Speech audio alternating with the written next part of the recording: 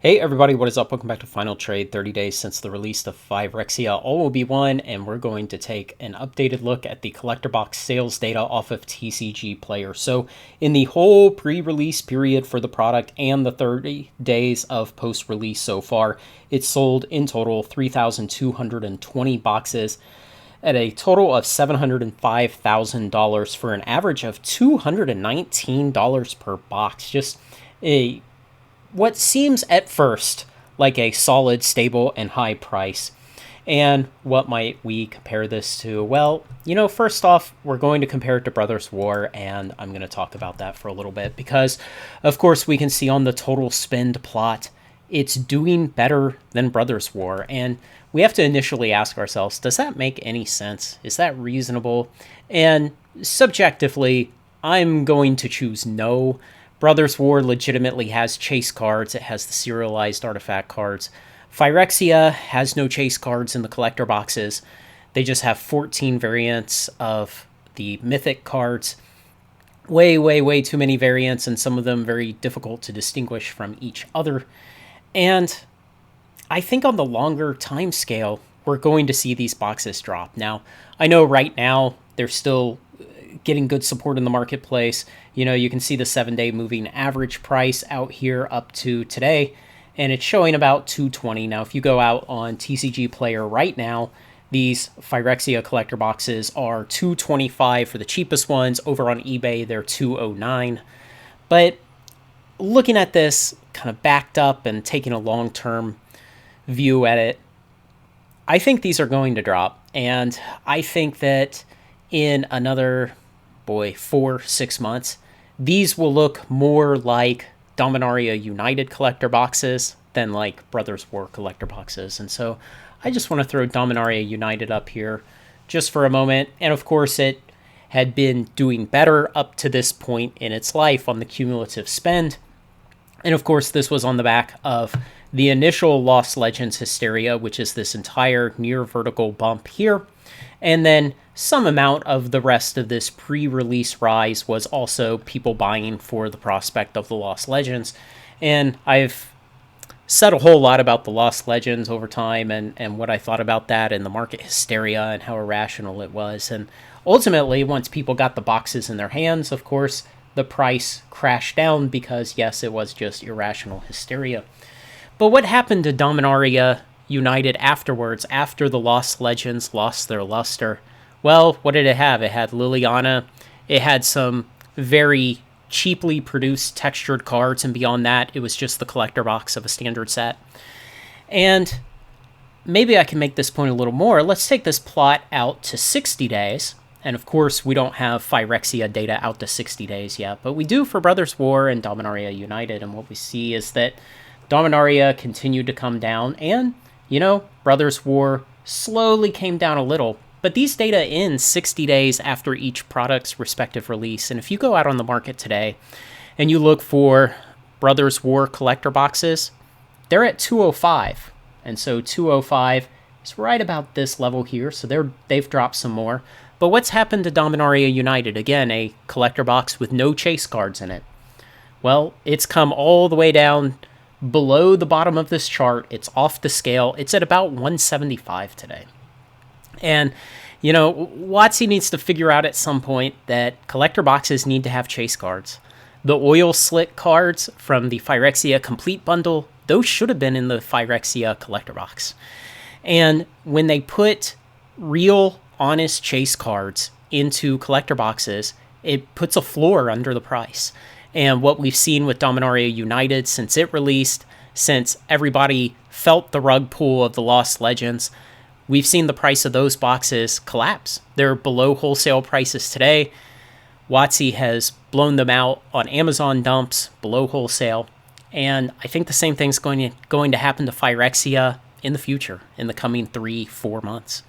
And today the price seems really good, but, look at where the prices were relatively at about this time for Brothers War, and still it's managed to slip another $10 after the end of these data. After it went past its own 60-day post-release mark, it still managed to drop. So strength of the price today, 30 days after release, is not necessarily an indicator of what the price will be in the future, of what the print runs might have been. And to all that's been said about, hey, it looks like WotC is having some discipline on print runs, we can't know that yet. People inside of WotC know that. They know the number that they ordered from the printers. But we on the outside, we can only infer it from other data points that we get and other long-term evidence. And as time goes on, our view of that will become maybe a little more refined, is how we should put it. And eventually, we're going to see, one, whether or not the price falls, but two, when the second wave comes. And one of the things that a viewer pointed out in the comments to me a while back was, on the traditional release schedule where WotC releases a set, and then about 6 weeks later, give or take some, but generally about 6 weeks later, they release the second wave of supply of that product to the distribution system. And so by doing that, they don't crash the price of the products immediately. Instead, they allow time for the initial rush of enthusiasm after an expansion is released to burn its way through the first wave of product. Then they resupply the market with a second wave so that prices remain stable and don't climb too high. And something that this person pointed out was that when WotC is on this current major release every 4-week schedule that it's been on for about 7 months now, it makes it very difficult to release that second wave at about 6 weeks, because essentially the market has had its attention robbed away from the current product by the specter of the next coming product, by the pre-release and by the leaks and everything else. And so there's not really time to always absorb all of the first wave before the next expansion is even released. And really, I thought about this a lot, and it seems like what WotC probably needs to do is start timing that second wave differently. Time it 8, 10, 12 weeks after the first wave, because if you're releasing a major expansion every 4 weeks, well, you've got plenty of other product in the market. You need more time for that first expansion to dry up a little bit more and cool off, so that when you do push that second wave out into the market, it doesn't crash things the way that, for instance, Dominaria United collector boxes crashed. Dominaria United draft boxes crashed. So many products recently have crashed so quickly. And so essentially there just needs to be some more discipline, if not in print run sizes, but in release wave timing. And so ultimately we may be seeing something like that right now, and we could not tell the difference from where we sit today. We couldn't tell the difference if the Phyrexia collector boxes are printed at a lower number than DMU and Brothers War collector boxes, or if simply WotC has some more discipline on release wave timing, if maybe they're trying something different with that.